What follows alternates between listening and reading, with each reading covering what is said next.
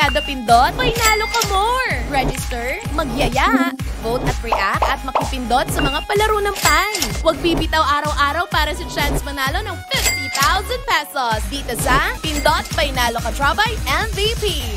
Para sa all na hinihintay ang the one. Para sa kanila. Para sa all na naniniwala sa tamang panahon. Para sa all na naghahanap ng forever. Ito ang show na para sa all.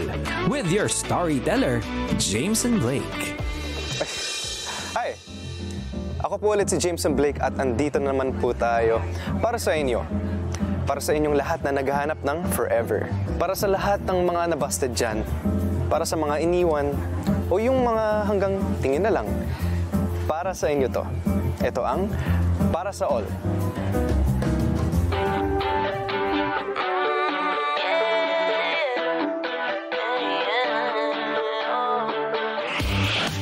It's a new day for a high. It's another day to try to get by. And ooh, yeah, I'm feeling now every second, every hour of the day. Yeah. It's a new day for a high. Yeah.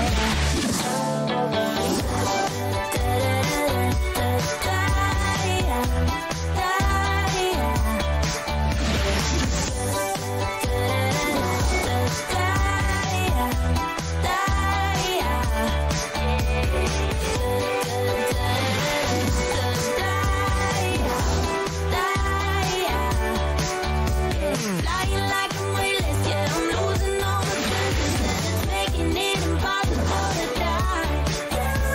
Everything's in motion, yeah, I'm lost in the commotion, and I've never ever felt so freaking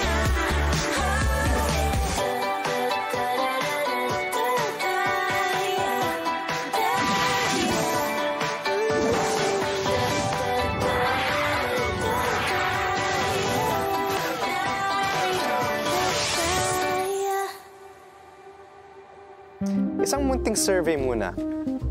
Gusto kong malaman sino dito ang naghahanap ng forever. Taas kamay. Sino naman ang hindi? Kasi hindi naniniwala na may forever. Taas kamay. Okay. Hindi ko muna sasabihin sa inyo kung anong result ng survey. Hindi naman sa patiza ko. Ayoko lang kayong impluwensyahan. Ngayon naman, mapapanood natin ang mga kwento ng magpapakita ng iba't ibang examples ng paghahanap ng forever. Pagkatapos niyong panoorin yung buong episode, saka kayo mag-decide kung naniniwala ba kayo sa forever o hindi. Malay niyo, magbago pa ang isip niyo.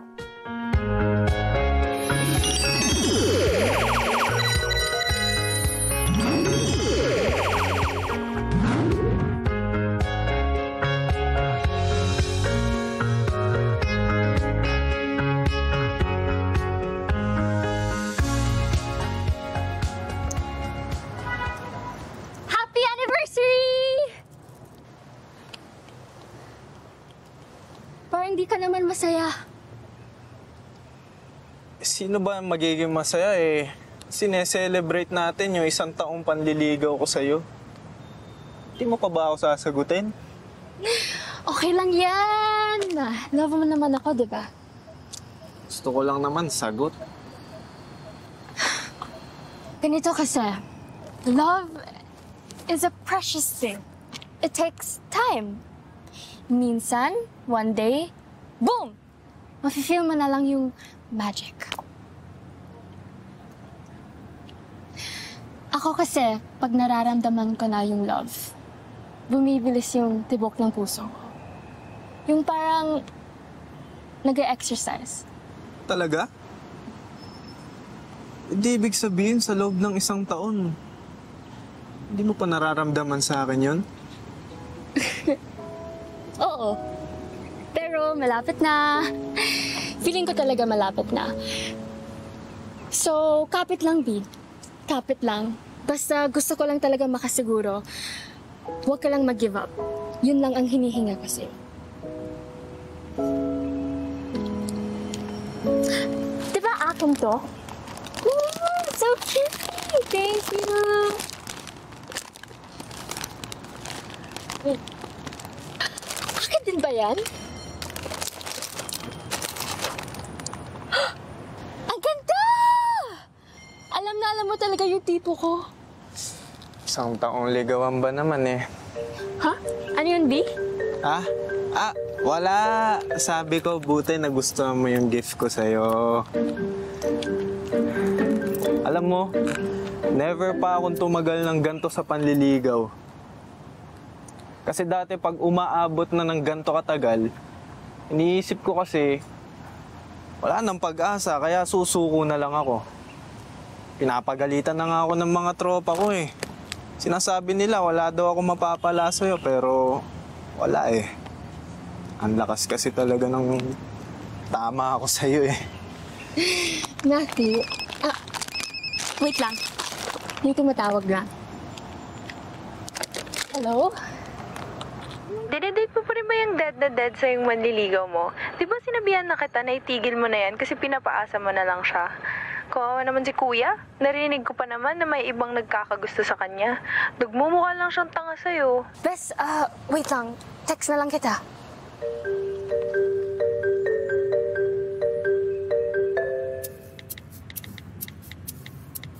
Girl, hindi ako makasalita kasi kasama ko siya. Wala naman talaga akong balak sagutin siya, kaso natutuwa ako sa mga regalo na binibigay niya sa akin. Don't worry, pag-iisipan ko kung paano ko siya babasta din. Medyo nakakaawa na rin. So yun na nga, I understand you. Wrong send ka ata oh. Pwede makahiram ng phone? Teka. Emergency lang! Hindi, ngayon na. Bakit ba? Ano ba Bakit ba? Private messages ko yan. Kakaganyan mo, lalo akong naku-curious sa'yo eh.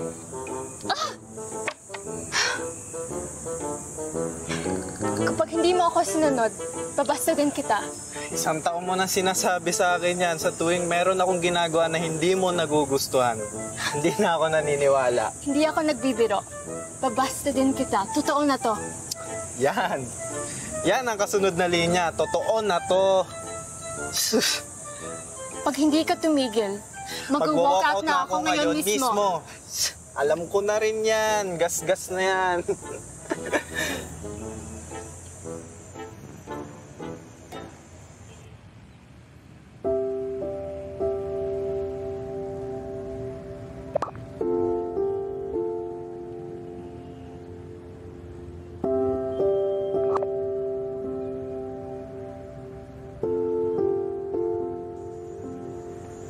Siguro tanga lang talaga ako.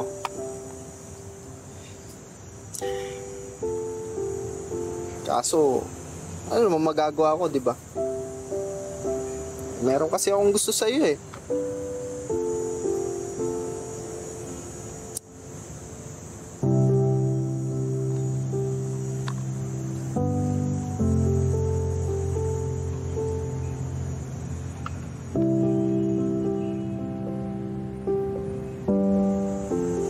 Sorry.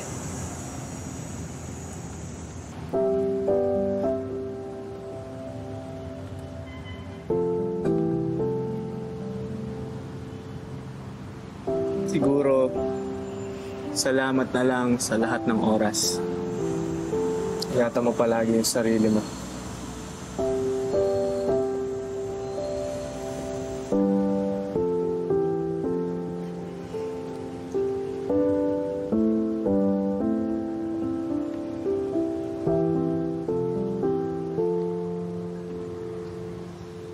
Siguro magiging masaya ka na ngayon at hindi mo na ako mapapagalitan kasi wala na kami.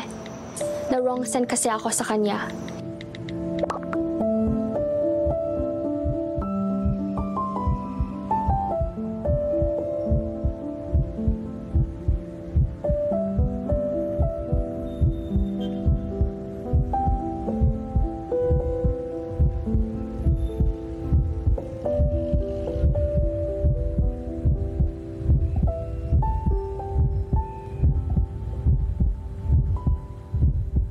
Grabe, 1 taong panliligaw?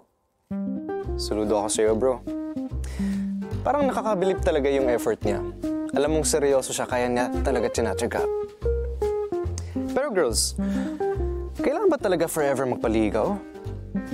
Siyempre, respeto rin sa tao na malino ang status nyo para wala kayong nasasayang oras ng iba. Pero sa totoo lang, di ko rin masasabi eh.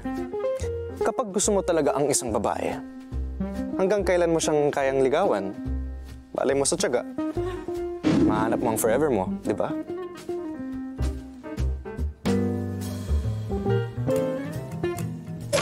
May mga naging kaibigan ako dahil sa mga paborito kong gawin. Masaya lang talaga na may kasama ka sa mga trip mo, sa buhay, kaso wala ring forever. Sa mga paborito natin, minsan yung mga kaibigan na kasama natin sa mga trip na yun, nababago rin ang gusto. Mahanap kaya ng makakaibigan ang forever sa isa't isa kahit they grow apart?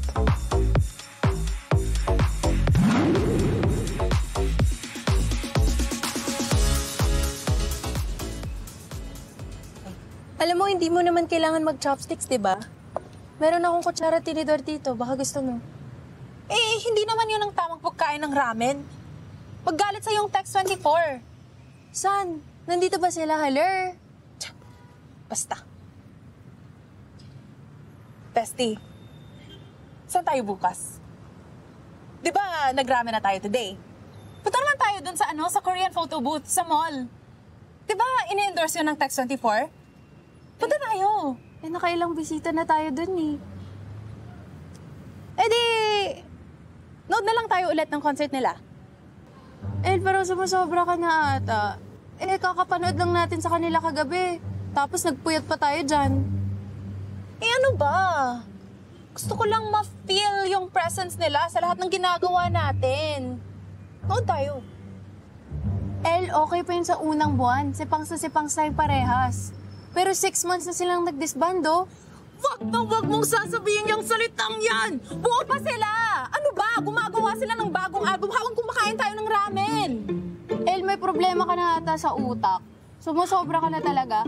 Alam mo, hindi na kita masasabayan sa trip mo eh. Hindi ko na alam kung ano yung mga pinagagawa mo, pero ang dami kong kailangan gawin sa bahay. So gano'n na lang yon, Sam. Pagkatapos natin makipagpatayan para lang sa tickets last year, ngayon iiwanan mo lang ako? Ganon? El, bumo-borderline na sa walang sense yung mga pinagsasabi mo. Kaya aalis na ako bago masabihan pa kita ng go get alive. Oy! Wag na wag mo! Uy, ano ba? El, nasalay ko ka na ata!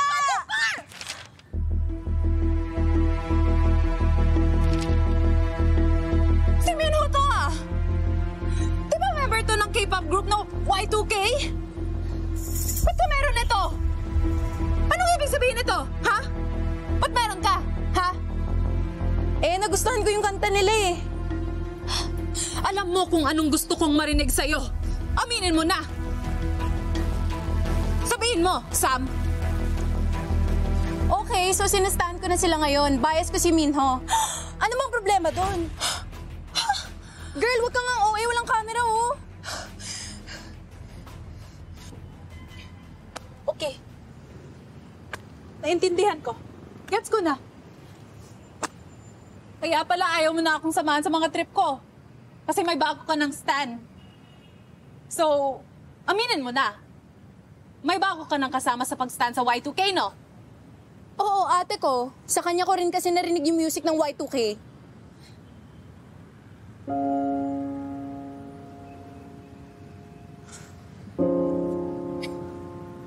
Ano ba yan, El? Tana? Sorry pero hindi na talaga kita masasabayan sa trip mo.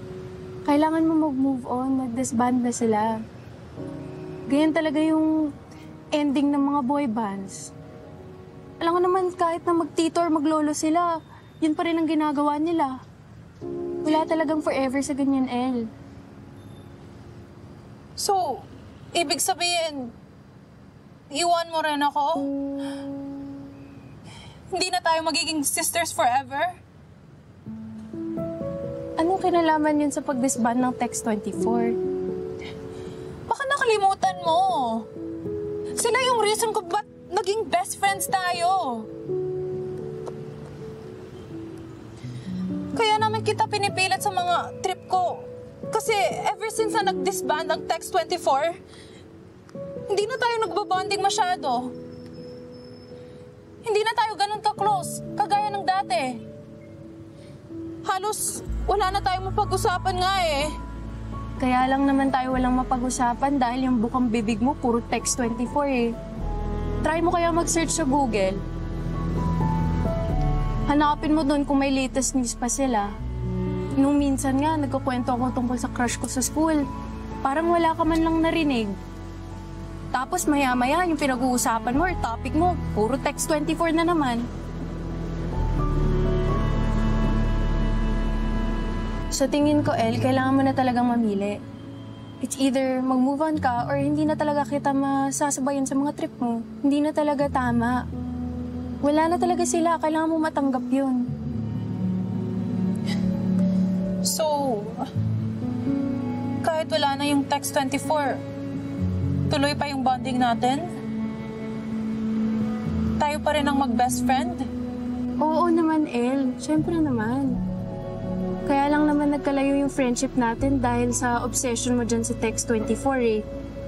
Ang sinasabi ko lang naman, hindi nakasalalay sa isang K-pop group yung friendship natin. Palaging may dumadating na bago at palaging may nagdi-disband.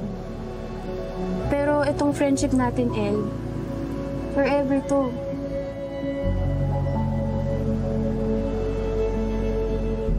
Manonood kami ni ate mamaya ng interview ng Y2K. Samahan mo kami. Next time na lang.